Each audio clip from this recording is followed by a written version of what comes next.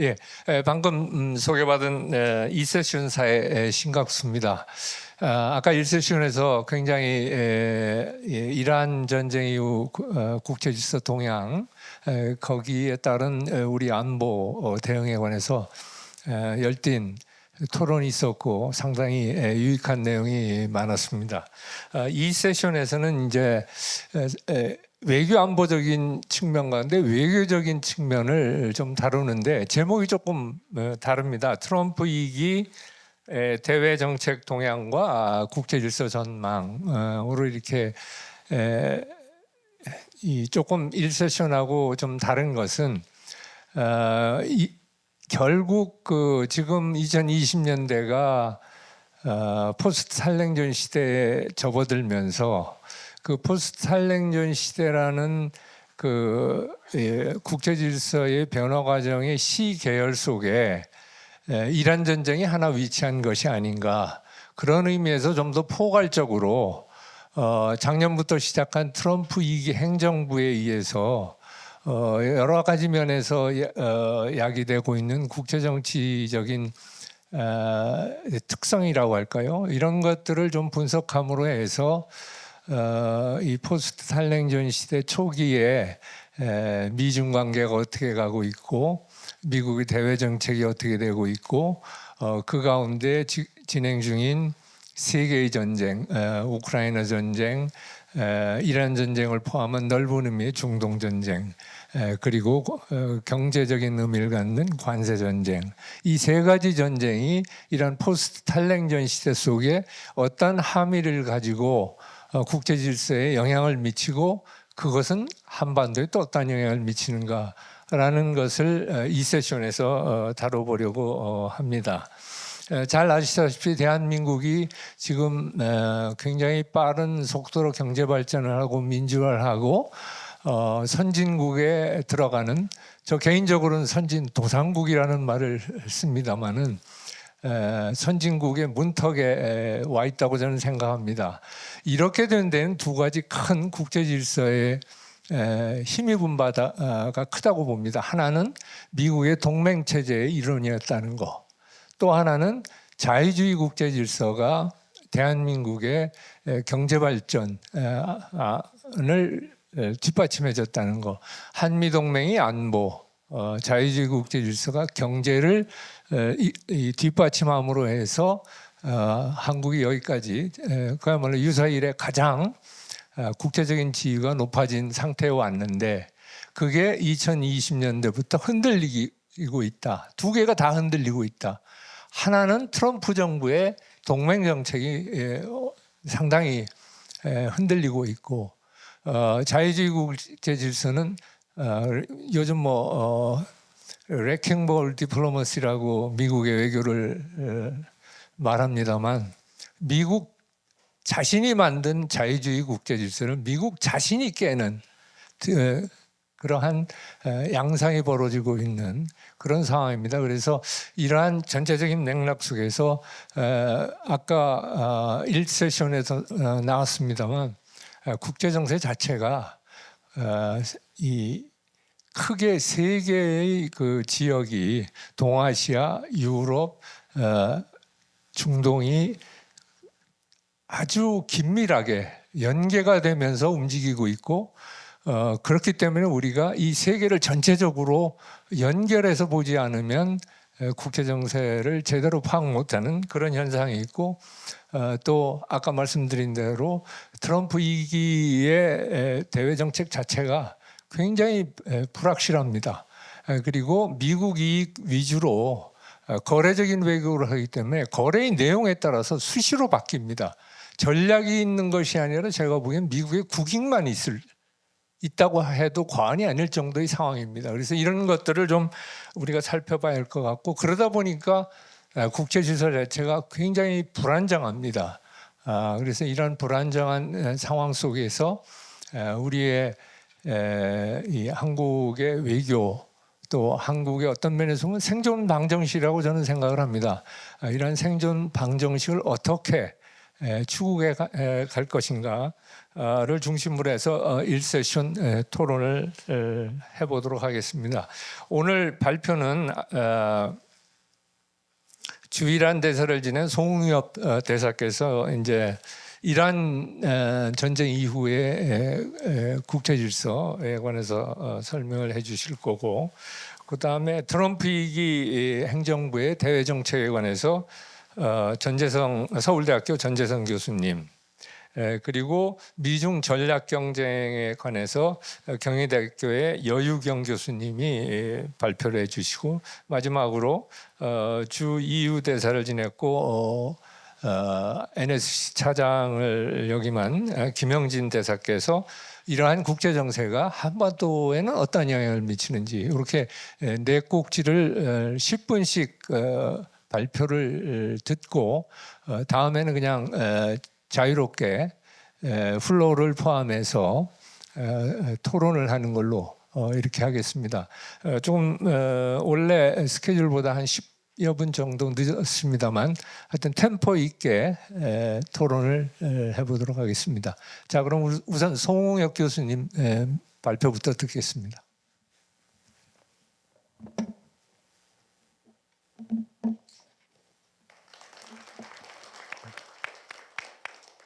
저는 패널분들이 여보세요? 저 PPT 없이 구두로 설명을 드리도록 하겠습니다.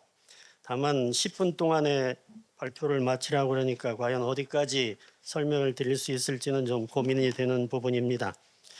앞에 세션에서 이란 전쟁에 관한 현황과 구체적인 내용에 대해서는 언급이 있었기 때문에 저는 큰 틀에서 이란 전쟁이 이끌 중동 지정학에 대해서 말씀을 드리고자 합니다.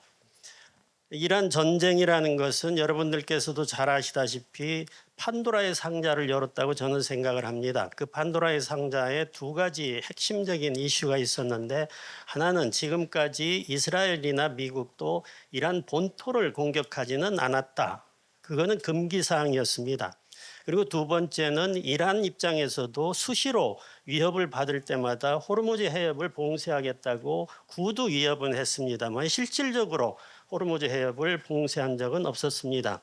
이 두 가지 금기 사항이 깨짐으로써 이 판도라의 상자가 열렸다고 생각을 합니다.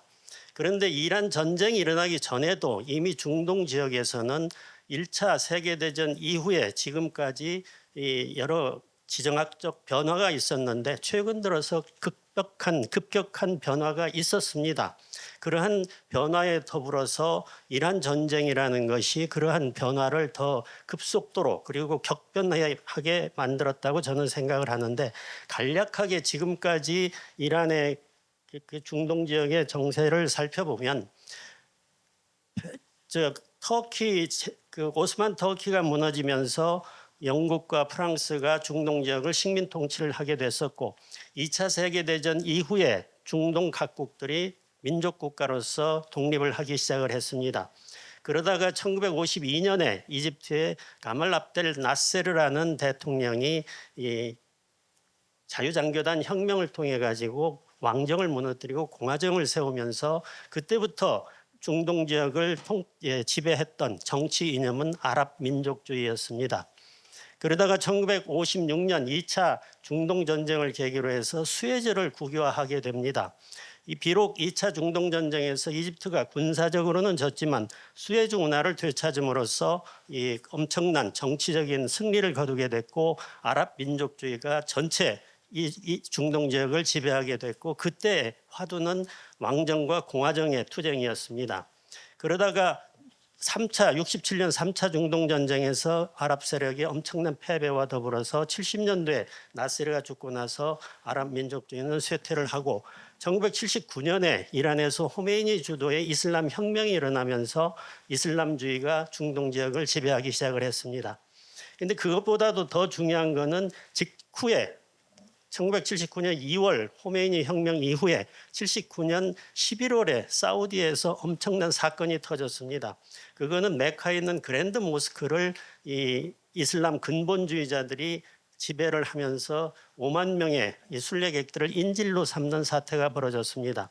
그때 그들이 주장을 했던 것은 사우디 왕실의 부정부패를 비난을 하면서 서구 열강과의 관계 단절을 요구했습니다. 그걸 받아들일 수 없었던 사우디 정부는 자체적으로 이 진압을 시도했습니다만 실패를 하고 결국은 프랑스 이 외인 부대의 지원을 받아가지고 그걸 진압을 하면서 그때 사우디 왕실이 태택한 정책은 근본주의 이슬람으로 이제 환원을 하는 그러한 사태가 이루어졌고 이어서 1979년 12월에 소련의 아프간 사태가 아프간 침공이 이루어집니다.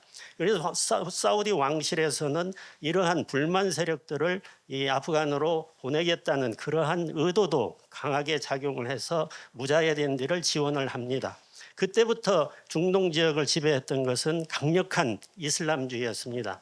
그 이슬람주의 시대의 그 대표적인 상징적인 투쟁 방식은 수니파와 시아파의 종파 간의 대결이었죠. 그런데 그게 이란 전쟁이 일어나기 전인 2016년에 사우디의 모함마드 빈 살만이라는 왕세자가 나타나서 이 사우디 비전 2030을 발표를 하게 됩니다. 사우디 비전 2030은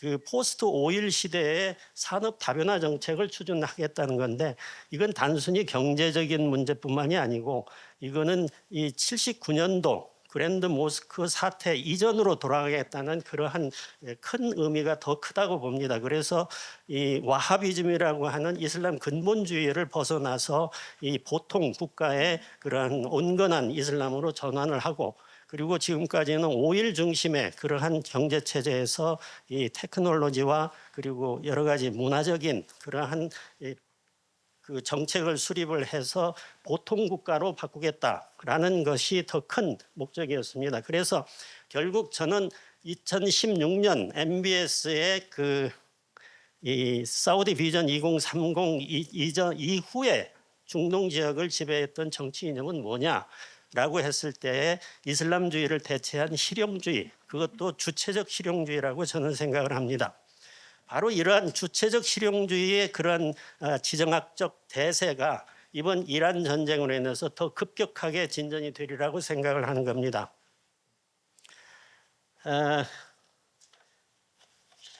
결국 그래서 이제 시간이 워낙 촉박하기 때문에 이란 전쟁의 특징에 대해서 제가 이제 굳이 설명을 드리려면 앞에서도 이란 전쟁의 현황이나 원인에 대해서는 언급이 많이 있었습니다만은 저보고 지금 이란 전쟁을 한마디로 표현을 하라 그러면은 저는 이렇게 표현하고 싶습니다. 이건 불필요한 전쟁입니다. 그러면 왜 이런 불필요한 전쟁이 일어났느냐? 직접적인 원인은 뭐냐라고 저한테 묻는다면 저는 2018년 트럼프 제1기 시절에 있었던 JCPOA의 미국의 JCPOA 일방적 탈퇴라고 봅니다. 저는 이란 대사로 근무한 기간이 2012년부터 15년까지 3년 있었는데 그 기간이 바로 오바마 행정부 당시에 JCPOA 포괄적 공동 행동 계획이라는 이런 이란 핵 협상이 3년 동안 진행되던 그 시기를 저는 현장에서 지켜봤었습니다. 엄청나게 힘든 협상이었습니다. 공식 협상이 시작된 이후에 20개월이 거쳐가지고 비로소 2015년 7월 달에 이게 타결이 됐는데 그때 이 서로 간에 이 이란이나 P5+1 그러니까 이 안보리 상임이사국 5개국과 독일 합쳐서 이란과 6개국이 이 협상을 한 건데 이란이나 미국이나 이 서방이 서로 믿지 못하기 때문에 JCPOA에는 스냅백 조항이 들어가 있습니다. 서로 상대방이 어느 일방이 이행을 하지 않았을 경우에는 다시 복원을 한다는 거죠. 미국 입장에서는 제재를 다시 복원을 하는 거고 이란 입장에서는 우라늄 농축 활동을 재개하는 겁니다.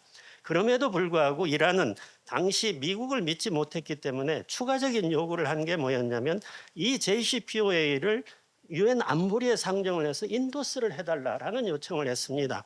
그런데 거기에는 5개 상임이사국이 다 조인을 하고 있었기 때문에 그건 전혀 문제가 안 됐죠. 그래서 유엔 안보리에 회부를 해서 15개국이 전원 일치로 승인을 했습니다. 그런데 2018년 들어서서 트럼프 대통령이 당선이 돼가지고 이란이 아무런 하자가 없었음에도 불구하고 일방적으로 탈퇴를 했습니다. 그때 미국의 중동 정책의 핵심은 뭐였냐면 이 이란이라는 이란을 외톨이로 시켜서 이란이라는 공통의 적을 만들어 가지고 이스라엘과 아랍 세계를 연합을 하자라는 정책이었습니다. 그게 소위 그렇게 발전이 된 게 아브라함 협정이죠. 그래서 제가 생각할 때 2018년 트럼프 1기 행정부에서의 JCPOA의 일방적 탈퇴는 이건 이란과의 합의를 무력화시킨 게 아니고 국제사회의 합의를 무력화시킨 겁니다. 이거는 결국엔 지금과 같은 파국 상태로 갈 수밖에 없는 그런 시발점이 됐다고 생각을 하는 거죠. 그래서 지금 현재 진행되고 있는 이란 전쟁은 불필요한 전쟁이었고 이유가 불분명하고 잘못된 전쟁이었기 때문에 해결책도 난망하다라고 생각을 하는 거고요. 그래서 지금 현 상태에서 종전협상이 지지부진 밀당이 이루어지고 있는데 이거는 미국 입장에서는 이기지 못한 전쟁이고 그렇게 두드러 맞았어도 이란 입장에서는 지지 않은 전쟁이어서 이기지 못한 미국과 지지하는 이란이 협상을 하고 있는 겁니다. 그럼 앞으로 이 종전협상은 어떻게 진행될 것인가에 대한 저의 개인적인 생각은 이게요. 저는 그렇게 봅니다. 뉴욕의 부동산 거물로 성장하는 과정에서 터득한 이 거래의 기술과 이 수천 년 동안 이 형성되어 온 페르시아 상인의 이 협상술이 맞부딪힌 그러한 겁니다. 따라서 이 협상은요, 이거는 제가 볼 때 세계 역사상 가장 힘든 협상이 될 겁니다. 그래서 지금 대표적으로 이란 측 수석 대표인 아파스 아락치 외교장관은 이 페르시아 이 카페트 상인의 아들입니다. 이 페르시아 상인의 협상술이 이 지금의 이란의 바자르 상인으로 승계가 됐고 그 바자르 상인 중에서도 페르시아 상인의 협상술을 가장 적나라하게 드러내는 게 이 페르시아 카페트 상인들입니다. 그래서 아파스 아락치 장관이 쓴 저서에 보면은 이 두 가지가 언급이 되어 있는데 이란의 전통적인 이 속담 중에 하나가 물을 흐려야 물고기를 잡는다라는 속담이 있습니다. 그래서 지금 이란이 지금 취하는 이 협상 전술은 저는 전적으로 그게 따르고 있다고 생각이 되는 거고요. 뭐냐면은 레바논 문제를 이 헤즈볼라가 레바논 문제를 끌어들이고 이 핵 프로그램 협상을 이게 본 협상인데 그에 앞서서 지금 호르무즈 해협 문제가 지금 모든 걸 장악을 해버린 그런 물이 흐려져 있는 상태고요. 그리고 아락치 장관이 또 한 가지 저서에서 한 거는 뭐냐면은 이 절대로 이 초조해서는 안 된다. 그래서 시간에 쫓겨서는 안 된다. 그래서 시간에 쫓겨서 초조해지고 지치면은 곧 패배하는 거다. 그걸 역으로 적용을 하면 상대방이 지치고 힘들어지게 하고 그렇게 되면은 내부에서 내분이 일어나서 결국에 가서는 패배하도록 만드는 그런 전술을 쓰고 있는데 한마디로 저는 시간이 자꾸 갑니다. 지금 우리 언론에서 흔히 보도하는 각도가 이란의 이러한 협상파와 이 혁명수비대 강경파 간의 관계를 이 이란의 어떤 내부 분열이라고 평가하는 경우가 많은 것 같은데 저는 꼭 그렇게 보지는 않습니다. 제 결론으로 이걸 말씀드리고 싶은데 제가 보는 관점은 이건 큰 틀에서의 그 페르시아 상인의 협상술의 일환이라고 보는 거고요. 이건 일종의 굿캅, 배드캅 역할을 하고 있다라고 봅니다. 그래서 이 물을 흐리는 작전을 지금 혁명수비대가 하는 거고 뒤에 가서 페르시아 상인이 가서 협상을 하는 겁니다. 그러니까 앞으로 제가 볼 때 이건 여러 가지 시나리오가 있습니다. 포괄적 타결이 이루어질 수도 있는 거고 다시 전면전으로 가서 장기적인 소모전이 이루어질 수도 있는 거고 아니면 중간중간 스몰 딜을 통해서 이 스몰 딜과 협상이 지속되는 그러한 불안전한 상태가 지속될 수도 있는 건데 제가 볼 때 그 셋 중에 세 개의 시나리오 중에서 가장 유력한 건 뭐냐 하면은 이 스몰 딜을 통한 이러한 그 협상 지속 방안 이거라고 보는데 문제는 시간입니다. 시간은 지금 세 사람의 그 세 개의 협상 팀이 있는데 11월 중간 선거를 앞둔 미국과 그리고 경제적인 위기에 처해 있는 이란 그리고 이 10월 달에 총선을 앞두고 있는 이스라엘의 네타냐후 정권 이 서로가 다 급박한 상황에서 과연 그럼 이 사람들이 어떤 결론을 도출할지 아무도 모릅니다. 다만 제가 볼 때 가장 유리한 거는 이란입니다. 이란은 시간에 쫓기지 않거든요. 그리고 마지막으로 제가 한 가지 개인적으로 이렇게 희망적인 생각을 해보면은 지금 최근에 트럼프 대통령이 이 통학료를 뭐 20%를 받겠다고 했다가 하루 만에 번복을 했습니다. 그러다 보니까 저는 이게 굉장히 위험한 발상이었다고 보는 게 지금 문제가 되어 있는 게 호르무즈 해협의 통학료, 뭐 명칭은 뭐라고 됐든 통학료가 됐건 수수료가 됐건 이것이 지금 있으면 안 된다라는 국제적인 공감대가 있었는데 그거를 깨버리는 바람에 앞으로 이게 통학료 또는 수수료 문제가 본격적으로 논의될 수 있는 기반이 형성이 됐다라고 그래서 이 논의를 하는 과정에서 우리가 말라카 해협의 그런 방식을 원용을 해가지고 어느 정도 이 호르무즈 해협 문제를 해결할 수 있는 기반이 형성이 됐다고 봅니다. 제가 이야기하는 말라카 해협의 임시관리 방안은 인근 인접국의 권리를 인정하는 겁니다. 주권을 인정을 해주고 이용국과 선사들이 자발적인 기여금을 내서 운영을 해가는 거지요. 그런 방식으로 호르무즈 해협 문제를 상호간에 합의하에 풀어낼 수 있다면 저는 이 포괄적 합의도 가능하다고 보여집니다. 그래서 가장 바람직한 시나리오는 11월 4일, 3일 이 미국 중간선거 직전 10월 말쯤 해서 이 모든 게 일괄타결되기를 기대해 마지 않습니다. 이상입니다.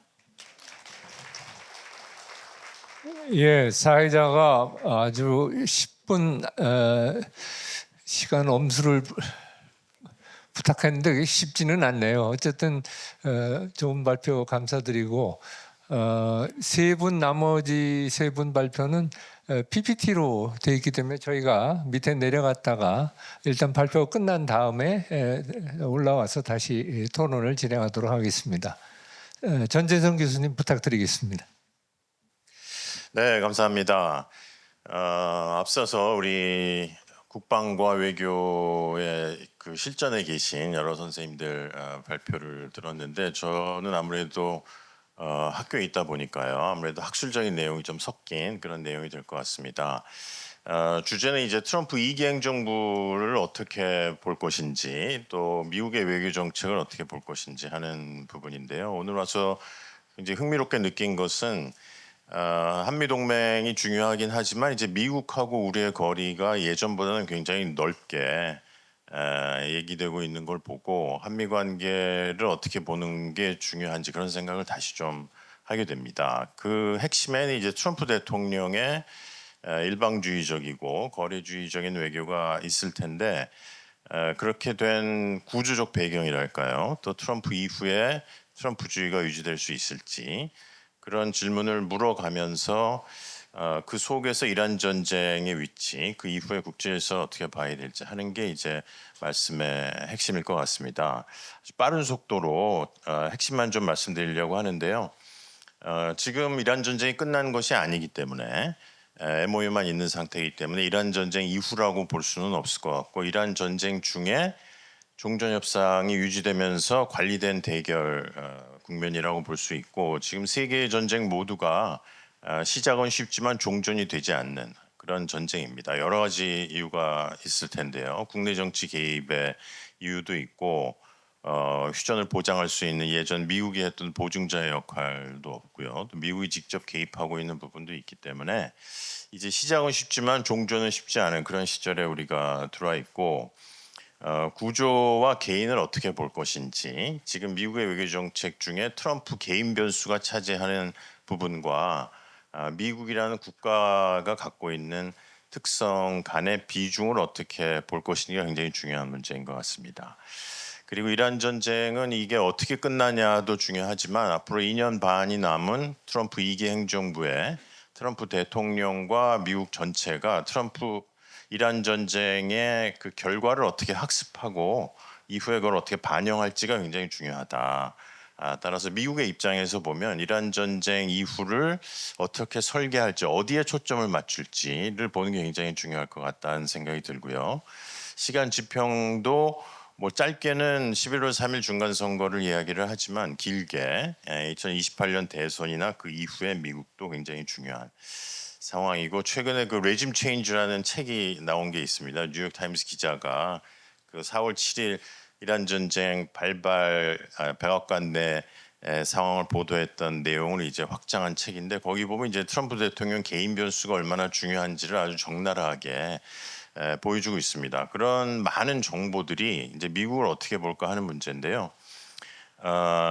이제 이건 좀 이론적인 내용인데 탈냉전과 냉전을 어떻게 볼 것이냐 하는 문제하고도 좀 연결되어 있습니다. 우리 지금 갖고 있는 질서, 자유주의 국제 질서라고 하는 것은 1945년에 만든 거라고 생각하잖아요. 그래서 두 번의 정말 엄청난 세계 대전 이후에 다시는 전쟁을 하지 않아야겠다는 생각과 공산주의와 자유주의의 아주 첨예한 대립 속에서 만든 질서가 자유주의, 자유진영의 질서였습니다. 그 속에서는 이제 미국의 강력한 힘도 있었고 다른 팔로워 국가들의 아주 자발적인 도움도 있었는데 그렇게 만들어진 패권 체제, 우리는 이제 국제 정치에서 패권 이론 얘기를 많이 하는데 패권의 쇠락 이런 얘기를 오늘 많이 하시잖아요. 근데 사실 패권 개별 국가의 국력을 보는 것보다는 그 패권 체제라는 전체가 어떻게 바뀌고 있는지, 패권의 크기와 그 팔로워 국가들하고의 거래 상황,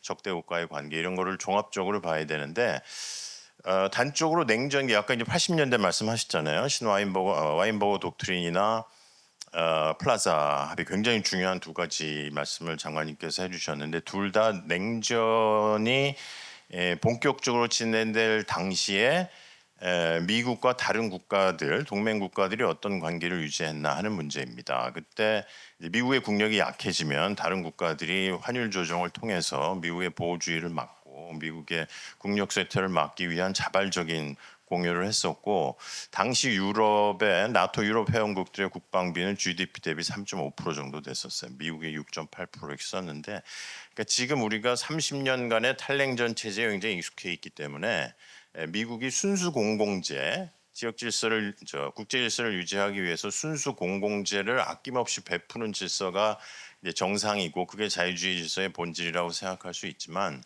요즘 신냉전이라는 말씀도 하지만요. 냉전 질서라는 건 사실 동맹국들 그다음에 중립적인 국가들, 적대 진영들 사이의 관계가 아주 긴밀하게 돌아갔고 저도 냉전 때 뭐 그 어린 시절을 살았지만 냉전 때의 한미 관계에서 미국의 동맹국들의 지위나 외교는 지금하고는 좀 달랐을 것이다. 통계나 역사로 보면 그렇다는 거죠. 그게 지금의 이제 트럼프 대통령의 외교를 합리화한다기보다 지금 미국이 생각할 때 트럼프 대통령은 지난 30년간의 국제 체제는 완전히 잘못돼 있다. 미국이 모든 것을 다 베풀고 동맹국들은 아무런 기여도 하지 않고 그 속에서 중국과 러시아가 번영하고 미국은 뭐 이 그 웨스 미첼이라는 일기 때 백악관 차관보 한 분인데 저 양반 통계에 따르면 그 이라크 전쟁에 8조 달러, 그다음에 코로나 때 7조 달러, 15조 달러의 국가 부채가 생겼다는 거예요. 지금 37조 정도 되는데요. 그래서 뭐 퍼건스의 법칙이라고 해서 국방비 이자가 국가 부채 이자가 국방비를 초월하는 저도 마음이 바빠서 그런데 하여간 핵심은 뭐냐? 우리가 생각하는 탈냉전 30년의 질서를 정상 상태로 생각하고 미국이 모든 공공재를 제공하고 동맹국들은 그 안에서 자기 이익을 추구했던 그 질서가 유지되기는 어려운 상황이 됐다. 그것은 미국 패권의 힘이 약화됐다기보다는 이 패권 체제가 전혀 다른 상태로 들어섰는데 하나는 이제 경쟁국의 등장이 하나 있고요. 다른 하나는 이 질서를 유지하기 위한 국제 공공재의 수요가 너무 늘었기 때문에 기후 문제도 해결해야 되고 뭐 문제가 많잖아요. 그걸 우리는 암암리에 미국이 해주겠지 이렇게 생각하는데 미국이 지출해야 되는 공공재의 공급이 너무 늘었기 때문에 과소 공급될 수밖에 없는 상황이 됐다. 그래서 이 트럼프가 추구하는 정책은 물론 여러 가지 면에서 개인 변수가 굉장히 거래주의적인 부분이 있지만 사실 모든 국제 질서는 거래적이고 냉전기 때도 패권국과 패권을 지지하는 동맹국 간의 끊임없는 거래가 있었기 때문에 어떻게 보면 탈냉전기는 거래가 일어나지 않은 시기였기 때문에 지연된 거래가 지금 폭발하는 시대라고 볼 수도 있다. 그런 면에서 이 트럼프 개인이 하고 있는 트럼프주의적인 정책은 잘못된 부분이 굉장히 많고 반드시 나중에 저점을 치겠죠. 하지만 그 전체적인 경향의 구조적인 원인이 굉장히 강하기 때문에 거기서 나오고 있는 작년 NSS부터의 여러 정책들, 그 12월 6일 날 그 헤그세스가 신와인버거 독트린이라는 연설을 했거든요. 레이건 재단에서. 아까 와인버거 독트린 말씀인데 정확하게 미국이 압도적인 군사적 힘으로 승리가 확신될 때에만 강한 군사력으로 개입을 하겠다는, 그러니까 미국의 개입력을 줄이고 세계 질서를 유지하는 새로운 체제를 만들고 동맹국들의 헌신을 더 요구하면서 경쟁국을 제압하는 그 패러다임 안의 요소들, 지금 말씀드린 요소들은 계속 충돌 관계에 있습니다. 이게 아주 매끄럽게 되는 것이 아니고 경쟁국을 제압하기 위해서는 동맹국 팔을 비틀어야 될 때도 있고, 그런 식으로 패권 재조정 과정으로 들어갔는데 그게 잘 될지는 저도 잘 모르겠어요. 하지만 그 트럼프 대통령의 개인적 스타일에서 나오는 문제와 미국 외교의 패권 체제의 재조정 과정에서 나오는 문제는 구별해 볼 필요가 있다 하는 말씀을 이제 앞에서 드리려고 하는 것이고, 그 결과 나왔던 그 와인버거 독트린적인 군사 개입의 대표적인 성공 사례였던 베네수엘라의 성공 사례로 이어진 전쟁이 이란 전쟁이었다고 저는 생각해요. 그 4월 7일 결정 과정을 보면 이건 순전히 트럼프 개인의 결정에 의한 전쟁이었다. 그래서 아까 이제 대사님 말씀처럼 불필요하고 해서는 안 되는 전쟁이었다고 저도 생각합니다. 결과론적인 부분도 있지만 정쟁 결정을 할 때 모든 강요들이 비판했거든요. 해서는 안 된다.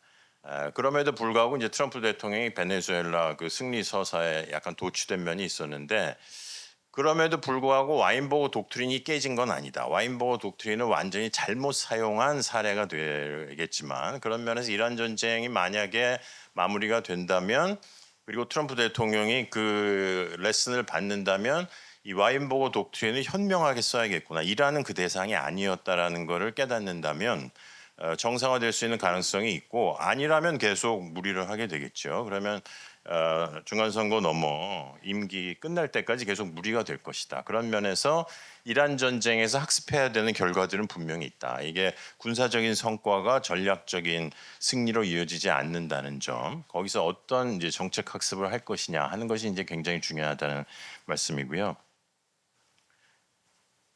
시간이 다 됐는데요. 그런 면에서 앞으로 중간 선거까지의 미국이 취할 수 있는 몇 개의 시나리오 중에 가장 좋은 시나리오, 지역 질서를 제도할 가능성은 매우 낮다. 하지만 이란 전쟁이 불필요한 전쟁이었지만 이란 전쟁이 마무리된다면 중동 지역 질서는 이스라엘과 걸프 국가들의 방위 책임이 상당히 분담되는 지역 질서가 될 것이고, 우크라이나 전쟁에서 지금 우크라이나가 아까 이호령 박사님 말씀처럼 뭐 연 지금 700만 대씩 드론을 만들고 있잖아요. 그런 혁신이 가능했던 것은 미국의 지원도 있지만 유럽의 그 역할 강화 이후 따라서 지금 굉장히 고통스러운 과정을 겪고 있지만 패권 체제가 재조정된다면 유럽인에 의한 유럽 방위, 중동 자체적인 일정한 부분의 중동 질서, 마지막은 아시아다. 전쟁 없이 아시아가 전쟁이라는 고통을 겪지 않고 안정된 지역 질서를 이룰 수 있을 것이고, 그게 다 합쳐진 뭐 미국이 주도할 필요는 없지만 기존의 자유주의 질서를 깨지 않는 새로운 국제 질서를 만들 수 있을지 하는 게 굉장히 중요한 포인트인 것 같아요. 그런 면에서 그 이란 전쟁의 레슨을 뭐 그 작은 레슨들도 있지만 큰 레슨을 잘 배워서 자유주의 질서를 한 단계 업그레이드해서 적용을 하려면 아시아에서도 전쟁을 막고 동맹국과의 관계를 돈독히 하고 가능하면 중국을 인게이지하면 더 좋을 것 같은데요. 그런 이따 여유경 교수님이 말씀하실 것 같은데 그런 아시아 전략으로 가는 것이 중요하다. 하지만 지금으로서는 그렇게 될지는 뭐 가능성이 그렇게 많을지는 잘 모르겠습니다.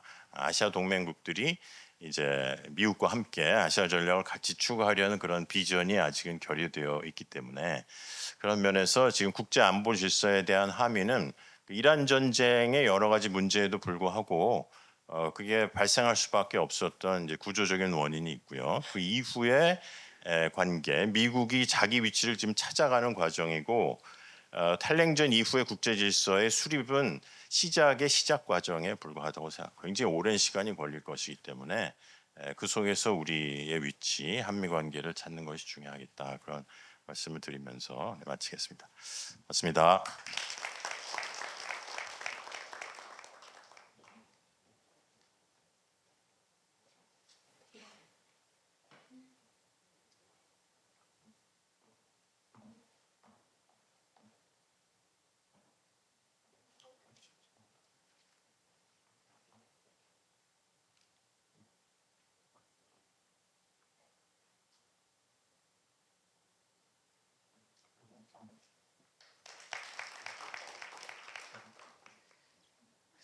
저는 미중 관계 중에서도 중국 전공자로서 이제 중국의 어떤 이익이나 시각을 중심으로 해서 좀 말씀을 드리겠습니다.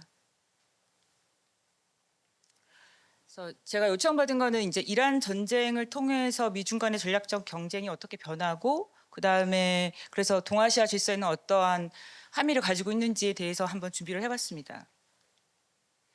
그러니까 제가 말씀드리고 싶은 핵심은 하나인데 일단 모든 국가의 어떤 외교 정책은 외부 환경으로부터 자유로울 수는 없습니다. 이거는 뭐 강대국이든 약소국이든 다 마찬가지인데 중국도 물론 영향을 받고 하지만 미중 관계는 굉장히 양자적인 관계입니다. 그래서 뭐 미국이 뭐 해서 갑자기 중국이 뭐 대만을 침공한다든지 그런 일은 없습니다. 중국은 굉장히 자기만의 플랜을 확실하게 가지고 있고 그 플랜에 따라서 움직이기 때문에 미중 간의 관계의 변화, 경쟁은 굉장히 미중 간의 양자적 관계다 그렇게 생각하고 저는 분석하고 있습니다. 그래서 이 미중 관계의 근본 동학은 대만 해협, 이 가장 중국의 어떤 레드라인이라고 생각하시면 되는데 대만 해협, 기술 패권, 미중 간의 그다음에 남중국해, 경제 안보 이 문제가 미중 간의 가장 핵심적인 사안이기 때문에 이것만 건드리지 않으면 중국이 먼저 나서서 자극할 일은 별로 없다고 저는 생각을 합니다.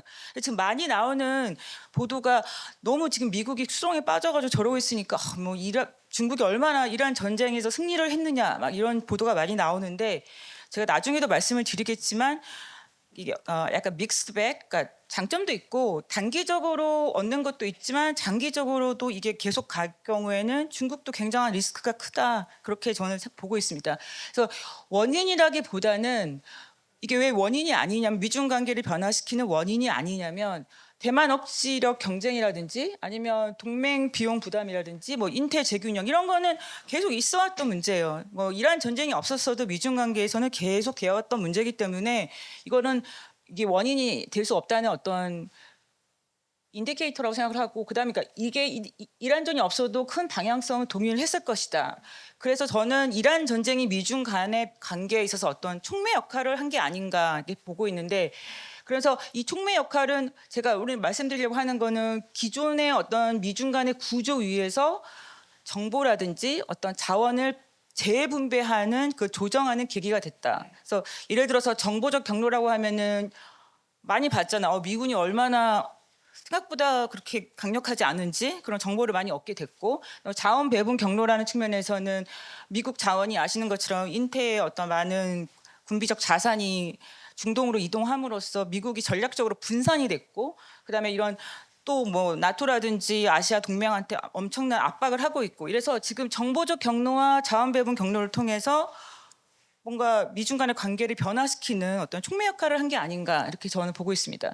그래서 이 구분을 분석 전제로 해서 제가 오늘 발표하려고 하는 거는 미국의 전략적 분산이 어떻게 지금 분산이 돼 있고 그다음에 중국은 어떤 기회가 있고 어떤 잠재적 리스크가 있는지 이로 인해서 인태 질서는 어떻게 변하고 있고 가장 중요한 한국에는 어떤 함의가 있는지를 말씀드리겠습니다.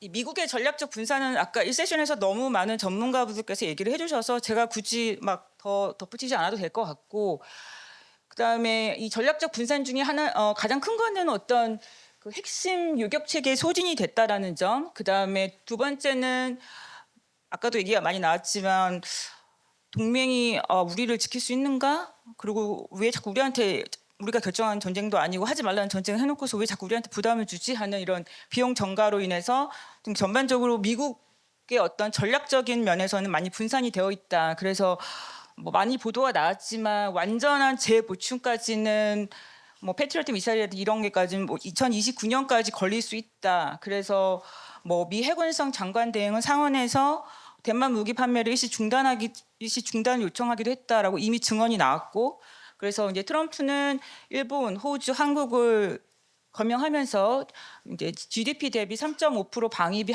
확대를 하라고 압박을 했는데, 한국이랑 일본은 거의 맞추고 있는데 호주는 아직까지도 2.5%밖에 못 맞추고 있어서 상당한 부담으로 지금 작용하고 있습니다.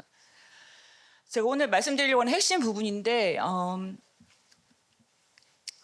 어떤 게 중국한테는 기회가 되고 어떤 부분이 중국에게는 리스크가 되는지를 말씀을 드리면, 단기적으로는 미군의 전쟁 수행 능력에 대해서 한계를 좀 확인한 계기가 됐고, 무엇보다도 인태 전략의 어떤 인태 지역 질서의 어떤 전략이라든지 자산이 중동으로 분산되었기 때문에 가만히 있어도 그냥 억지가 되는 거예요. 뭐 중국이 뭘 하지 않아도 알아서 억지가 되기 때문에 그런 것도 어떤 중국 입장에서는 어떤 기회라고 볼 수 있고, 그 다음에 이거 지금 원유 상승 때문에 태국이라든지 호주나 필리핀에서는 에너지 전환에 대해서 지금 빠르게 움직이고 있고, 어저께 뭐 뉴욕 타임스인가 파이낸스 타임스도 보도 나왔지만 호주가 상당히 많이 신에너지 협력을 중국과 하겠다라고 보도가 나오고 있어서 이런 거는 굉장히 중국한테 호재라고 할 수 있습니다.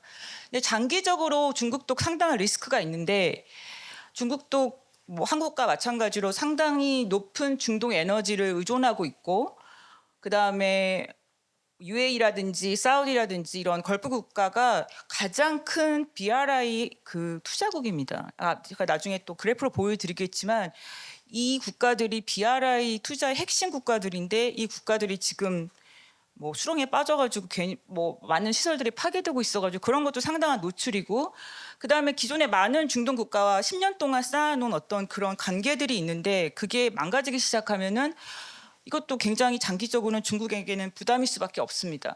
그래서 또 지금 미국이랑 이란이랑 계속 휴전했다가 다시 했다가 이렇게 왔다 갔다 하는 상황에서 중국에서는 지금 이 현 상황이 어떤 안정적인 구조의 변화라기보다는 앞으로 변할 수 있는 어떤 가변적인 상황으로 지금 파악을 하고 있는 것 같습니다. 중국 외교부도 계속 지금 직접 개입은 하지 않지만 자제하라는 그런 성명을 지금 계속 발표하고 있고, 이게 제가 아까 말씀드린 그 중국의 장기적인 리스크인데, 중동 지역에 중국은 BRI, 2013년부터 시작한 BRI 투자를 통해서 10년 동안 이렇게 많은 국가들한테 특히 걸프 코퍼레이션 카운슬이라고 해가지고 이 걸프 지역 6개 국가에 상당히 많은 투자를 해왔는데, 이 국가들이 지금 전쟁 속에 빠지면서 중국 입장에서는 상대적으로 상당히 부담스러울 수밖에 없습니다. 그리고 제가 아까 말씀을 못 드렸는데 많은 이제 보도 같은 게 에너지 안보, 왜냐하면 원유를 뭐 수입을 못 하고 있으니까. 근데 중국 입장에서는 에너지 안보도 문제지만 지금 장기적으로 가면 이게 지금 더 큰 문제가 되고 있는 거는 비료입니다.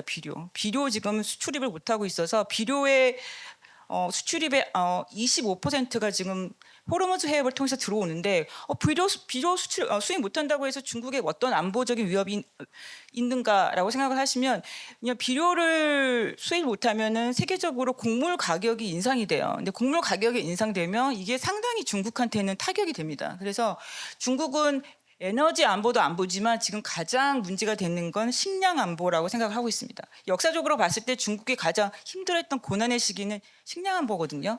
그래서 에너지 안보도 안보지만 문제지만 중국 입장에서는 식량 안보도 상당한 그 장기적으로는 부담인 측면이 있다.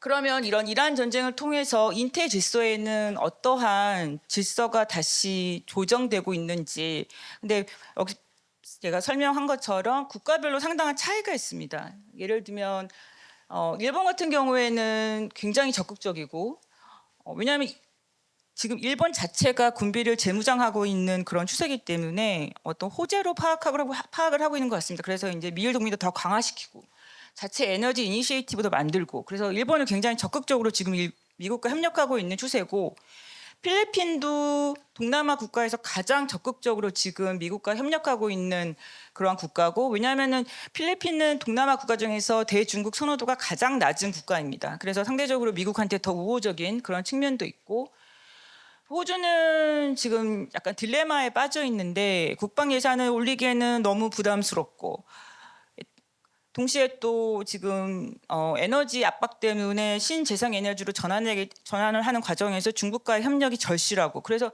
호주는 약간 지금 어떤 딜레마에 빠져 있는 상황이고 근데 싱가포르와 동남아는 미 개정 결정에 굉장히 공개적으로 비판해서 탈미국이 가장 가시적으로 나타나고 있는 국가들이 이제 뭐 인도네시아, 말레이시아, 싱가포르 이게 지금 미국에 대한 선호도가 굉장히 비선호도가 높은 국가들이라고 보면 돼. 그러니까 결론적으로 말씀드리면 인텔 질서에서도 국가별의 온도차가 굉장히 다양하다.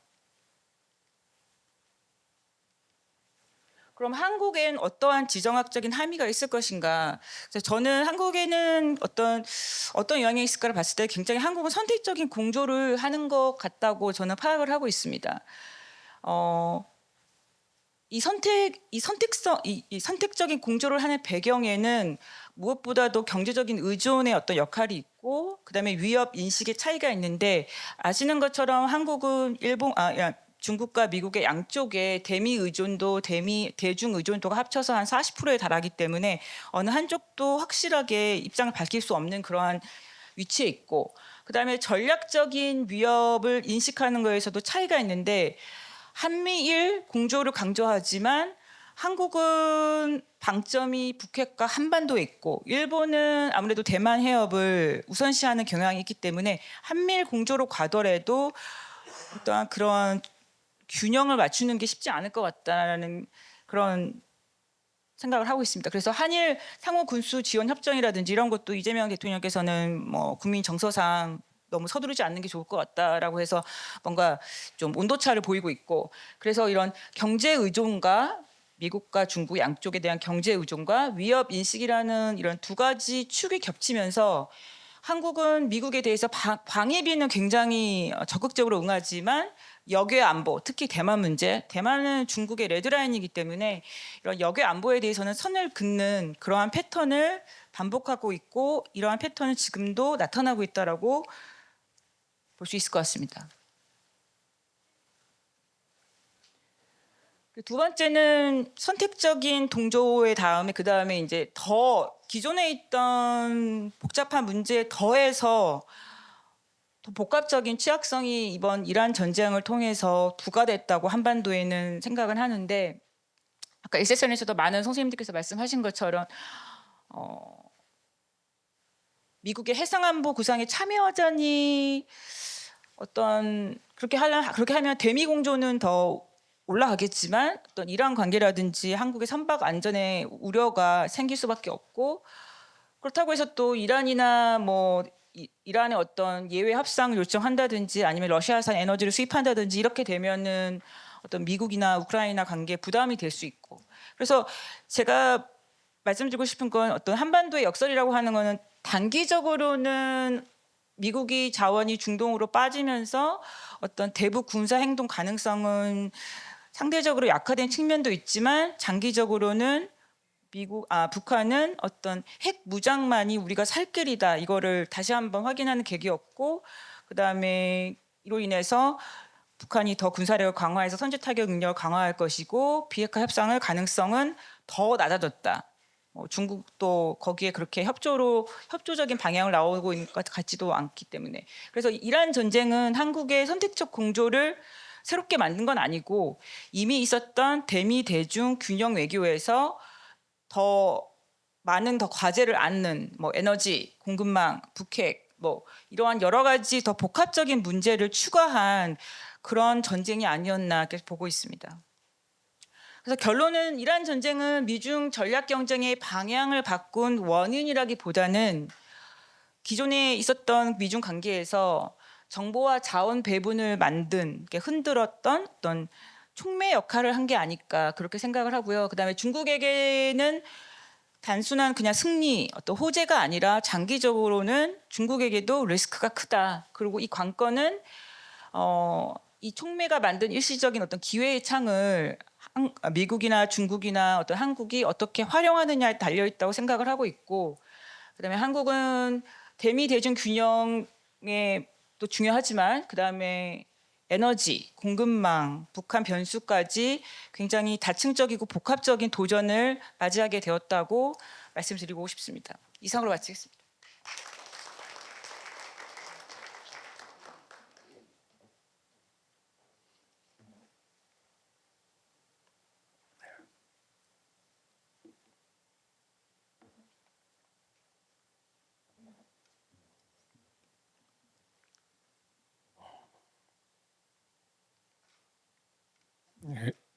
오늘 한반도 미래 포럼 심포지엄에서 말씀을 드릴 수 있게 된 걸 큰 기쁨으로 생각합니다.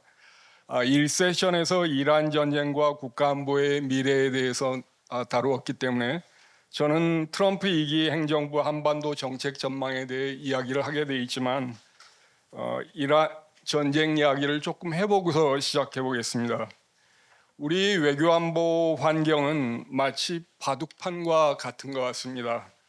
가로 세로 19개의 선이 만드는 361개의 점이 주는 선택은 무궁무진한 것 같지만 사실 굉장히 제약되어 있습니다. 그리고 일수불태라는 말이 있듯이 한 번 결정을 내리면 최종적인 게 되고요.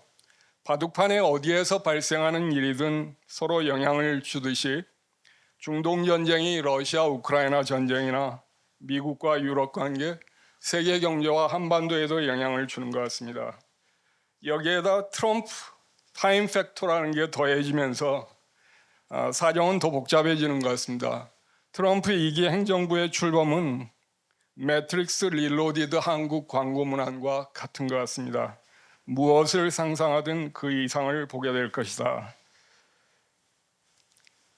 중동 전쟁의 영향을 한 3가지로 요약해서 말씀드린다면 이렇게 말씀드릴 수 있을 것 같습니다. 첫째는 전쟁의 경제학입니다. 비대칭 비용의 지배인데요. 소위 말하는 가성비 전투. 이란은 미국보다 훨씬 더 적은 비용을 들인 전투를 하면서도 미국을 곤란한 지경으로 몰고 갔습니다. 이란은 미국 GDP의 100분의 1, 인구의 4분의 1, 국방비의 126분의 1이었지만 2만 달러가 소요된 자살 드론으로 공격하면 미국은 400만 달러가 소요되는 요격 미사일로 대응을 해야 돼서 하루에 5억 달러가 소요되기도 하는 전쟁을 계속하기가 쉽지 않았습니다. 두 번째는 전장에서의 AI 사용입니다. AI는 호리병에서 나온 지니어와 같은 형태입니다. 이란 전쟁은 AI가 주도한 최초의 주요한 전쟁으로 기록될 것입니다. 표적 설정에서부터 타격 방법 선정까지 AI는 과거와 다른 효율성을 가지고 목표를 파괴했습니다. 팔란티어가 개발한 메이븐 스마트 시스템으로 미국은 24시간 이내에 1000개가 넘는 목표를 공격했습니다. 마지막 3번째는 의존성의 정착인데요. 이란이 전 세계 원유 LNG 수송량의 20%가 통과하는 호르무즈 해협을 봉쇄함으로써 미국을 움직였습니다. 미국은 원유 순수출국입니다. 그래도 세계 시장하고 담을 쌓을 수가 없었습니다. 국내 시장을 분리하는 게 불가능해서 호르무즈 해협이 봉쇄되면 트럼프 대통령이 중시하는 세계의 가, 유가, 주가, 마가에 영향을 미쳤습니다. 또 러시아 우크라이나 전쟁의 영향도 있습니다. 북한과 러시아의 협조는 악마의 거래라고 보도됐습니다. 북한은 탄약, 포탄, 미사일, 병력을 러시아에 지원했습니다. 러시아가 식량, 유류, 현금 외에 무엇을 지원하느냐가 관심사항입니다. 북한의 핵 ICBM 능력을 완성하는 데 도움이 되는 핵심 무기 기술을 준다면 게임 체인저가 될 수 있습니다. CNN이 5월 달에 보도한 러시아의 화물선 우루사 마요르호의 침몰 사건이 그런 것입니다. 2024년 12월 23일에 러시아 화물선 우루사 마요르호가 스페인 남동쪽 100km 공해상에서 침몰했습니다. 선장은 여기 있던 화물이 원자로 2기인데 북한 나선에 전달할 거라고 이렇게 했었습니다. 이런 상황에서 이제 트럼프 행정부가 제기하는 도전과 기회가 있습니다. 도전의 첫 번째는 우선 상호 관세입니다. 사실 협상을 타결했는데 여기 요기 베라가 얘기한 것처럼 끝날 때까지 끝난 게 아닙니다. 포레버 협상 시대를 맞고 있고요. 일본은 이미 투자 대상을 선정해서 발표를 했지만 우리는 아직 과제를 가지고 있습니다. 두 번째는 주한미군 철수나 감축인데 철수 이야기는 별로 나오지 않고 있습니다. 사실 1기에서 국방장관을 지낸 마크 에스퍼는 회고록에서 1기 당시에도 철수를 지시했다고 했습니다. 그래서 마이크 폼페오 국무장관이 이거는 2기의 업적으로 하라고 이렇게 얘기했다고 그랬는데 철수 얘기는 나오지 않지만 감축의 가능성이 있습니다. 작년 한미안보협의회의 공동성명에서 주한미군을 현 수준으로 유지한다는 문구가 빠졌습니다. 세 번째는 확장 억제입니다. 2023년 4월 워싱턴 선언을 통해서 미국의 확장 억제를 확인한 바 있습니다. 그런데 엘브리치 콜비 지금 미국의 국방부의 정책 차관으로 임명되기 전에 우리 언론과 인터뷰를 한 게 있습니다. 워싱턴 선언은 미국인 300만 명 이상을 북한의 핵 보복 공격에 노출시키는 것인 만큼 약속을 이행하는 것이 불가능하다. 그래서 어떤 상황이 올 때 이게 어떻게 이행이 될 것인가 하는 게 하나의 과제입니다. 네 번째는 주한미군의 전략적 유연성입니다. 노무현 대통령하고 부시 대통령이 2006년 9월에 원칙에 합의했습니다. 매번 정부마다 실제 전환되는 시기는 다음 정부로 미뤄놨었습니다. 이제는 조건에 기초한 전작권 전환인데 제이비어 브런슨 사령관은 의회 청문회에서 2029년 1분기를 목표로 한다고 했습니다. 미국의 다음 정부로 또 넘기는 겁니다. 이거는 이재명 정부가 목표하는 것 같고 거리가 있기 때문에 이걸 어떻게 합의하느냐가 또 하나의 과제입니다. 다음은 한중 관계입니다. 피트 헤그세스 국방장관은 작년 샹그릴라 다이얼로그에서 한미 경중은 불가능하다고 했습니다. 이거는 바이든 행정부 때 국무장관이 이야기한 거하고는 다릅니다. 그 당시에는 나토 동맹국 회의에 가서 미국은 우리 동맹국에 대해서 미국이냐 중국이냐 선택을 강요하지 않겠다고 했었습니다. 마지막으로 한미일 군사협력 부분입니다. 한미일 협력은 필요하지만 군사협력을 어디까지 가져가는가가 과제입니다. 나카타니 겐 전 일본 방위상은 한반도 동중국해, 남중국해를 하나의 전구로 묶는 구상을 얘기했었습니다. 또 이시바 시에루 전 총리는 아시아판 나토 구상을 얘기했는데 우리가 어디까지 갈 수 있는가가 과제입니다. 다음 번은 트럼프 대통령이 트럼프 행정부가 제공하는 기회입니다. 한미 원자력 협정 개정의 가능성이 있습니다. 조현 외교장관은 작년 8월 워싱턴 한미 정상회담이 개최된 이후에 사용 후 연료 재처리, 농축 연료 자체 제작 방향으로 협의하기로 한 것은 굉장히 의미 있는 것이라고 했습니다. 트럼프 대통령이 이야기한 것과 실무진에 이야기하는 것이 다를 가능성이 있습니다. 하지만 이 기회를 살릴 수 있을 가능성이 있고요. 두 번째, 트럼프 대통령은 작년에 이제는 원자력 시대라고 이렇게 선언을 했습니다. 2050년까지 미국의 원전을 4배로 증대시키겠다고 했는데 300기를 추가로 짓는 겁니다. 지금 94기가 있는데 300기를 추가로 짓는데 미국은 1979년 3마일 아일랜드 사건 이후로 실제로 새로 지은 건 2기밖에 없습니다. 한국이 미국에서 원전을 짓는데 좋은 협력 대상자가 될 가능성이 많습니다. 다음은 핵추진 잠수함 건조입니다. 작년 10월 경주 한미 정상회담 이후에 트럼프 대통령은 트루스 소셜에서 한국이 핵 추진 잠수함을 건조하는 데 대해서 승인했다고 바로 발표를 한 적이 있습니다. 이거를 어떻게 이행해 나갈 것인가 하는 게 또 우리에게 기회이지만 또 어려운 숙제입니다. 다음은 북핵 문제입니다. 금년 5월 베이징 미중 정상회담이 개최된 이후에 백악관 팩트시트에서는 미중 양 정상이 북한 비핵화라는 공동의 목표를 확인했다고 했습니다. 이것을 중국 외교부 대변인에게 물어봤더니 부인하지 않았습니다. 중국은 항상 일관된 입장을 표명해 오고 있다고만 했습니다. 미중 정상 간에 북한 비핵화에 대해서 논의됐을 가능성이 많습니다.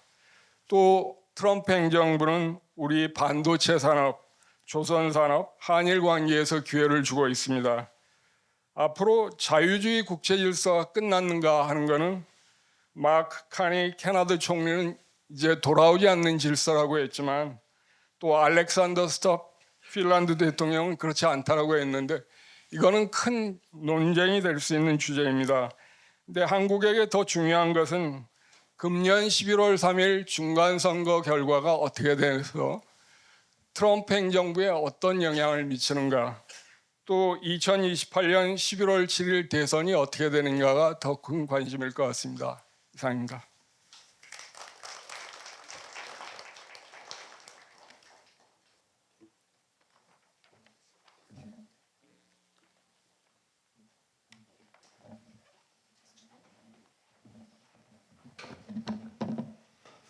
예, 네 분 발표 들었습니다. 제가 원래 부탁드린 건 10분씩 발표를 부탁드렸는데 대개 1.5배 내지 2배씩 발표를 하시는 바람에 제가 발표자들에게 한 가지씩 질문을 드리려고 했던 것을 제가 포기하고 왜 사회를 잘못 봤기 때문에 제가 포기를 하고 이 지금 남은 시간이 한 25분 정도 됩니다만 이 플로어에 이 우리 외교에 관심을 많이 갖고 계시고 또 전직 외교관들도 많이 와 계십니다. 그래서 바로 플로어 오픈해서 질의응답으로 들어가겠습니다. 그 전에 잠깐 제가 이스라엘에서 대사를 했기 때문에 이란 전쟁 관련해서 좀 생각나는 게 있어서 간단히 한 1, 2분 코멘트 한 다음에 질의응답으로 가겠습니다. 제가 이스라엘에 대사로 부임한 게 2006년 그리고 2007년 여름에 레바논 2차 전쟁이 그때 벌어졌습니다. 근데 그 당시에 이스라엘이 전쟁을 할 때만 하더라도 물론 레바논과 이란은 비교가 안 되는 상대였습니다만 이스라엘이 전쟁을 개시한 날 그날 나중에 이제 알려진 겁니다만 이미 엑시트 스트래티지까지 다 짜서 유엔 안보리 결의까지 초안을 만들어서 그 다음 날 다 확정을 지은 걸로 나중에 판명이 났습니다. 이번 이란 전쟁 가장 큰 문제점은 뭐냐면 엑시트 스트래티지가 없고 목표 자체가 불분명하고 그리고 너무 미국이 외교 정책의 큰 문제점 가운데 하나가 군사주의인데 과용된 군사주의를 아까도 뭐 언급이 됐습니다만 베네수엘라의 큰 성공이 일종의 저주를 준 것이 아닌가. 이란도 그런 식으로 해결할 수 있다는 그런 일종의 오만이라고 할까요? 그런 것들이 결국 이러한 지금 미국이 엔들리스 워에 빠져드는 것이 아닌가.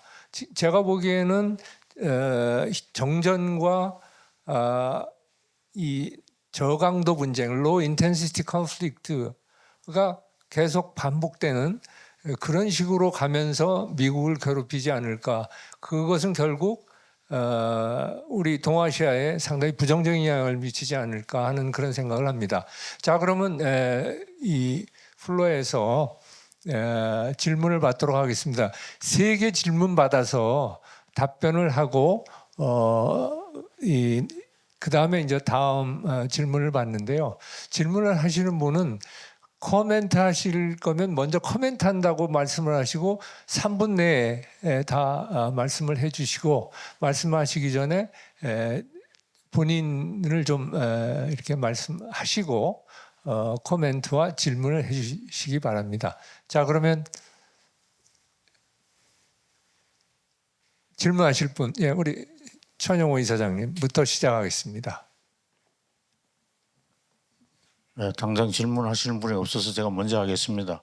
저는 이의근 교수님께 좀 하려고 그러는데 지난 5월 트럼프가 그 중국 방문했잖아요.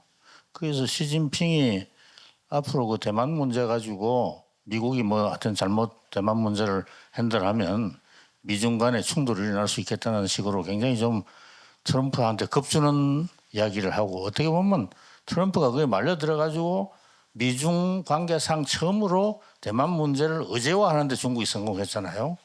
의제화한 것만 아니라 나중에 방중 끝나고 트럼프가 미국 돌아갈 때 어떤 그 기자들하고 이야기하면서 한 이야기가 굉장히 우리한테는 좀 충격적인데 뭐냐 그러면 이 시진핑한테 뭐 좀 협박을 받았는지 어떤지 모르지만은 미국이 9,500마일이나 떨어진 대만을 위해서 전쟁하고 싶지 않다.